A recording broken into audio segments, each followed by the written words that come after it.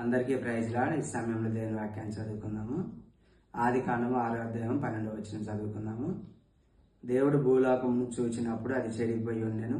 భూమి మీద సమస్త శరీరులు తమ మార్గమును చెరిపివేసుకొని ఉండిరి. దేవుని వాక్యం ఏమని సెలవిస్తుందంటే, దేవుడు భూలోకమును చూసినప్పుడు అది అంతా చెడిపోయి ఉన్నదని దేవుని వాక్యం సెలవిస్తుంది. భూమి మీద సమస్త శరీరులు తమ మార్గమును చెరిపివేసుకొని ఉండిరని దేవుని వాక్యం సెలవిస్తుంది. ఈ సమయంలో ఒక వర్తమానాన్ని చదువుకుందాము. ఇదే విధమైన మురుగుడు యొద్ద ఈ దేశము పండుకొని ఉన్నది. సాంఘిక పరమైన ఈ దుర్గంధము యొద్ద ఈ దేశము ఈ రాత్రి సమయమున పండుకొని ఉన్నది. మీకు అది తెలియను. ఇది హాస్యము కాదు, ఇది కట్టుకథ కాదు, ఇది సత్యమై ఉన్నది. ఆదికాండము 6:12 భూమి మీద సమస్త శరీరులు తమ మార్గమును చెరిపివేసుకొని ఉండిరి.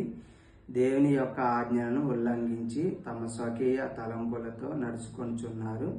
ఈ దినమున మనుష్యుడు చేయునది అదియే. దేవుని యొక్క వాక్యమును నరుడు వినుటకు కోరుటలేదు, దానిని జనులు వినుటకు కోరుటలేదు. వారికి ఇష్టమైన మార్గంలో వారు నడవదలుచుకొనుచున్నారు. ఆమేన్.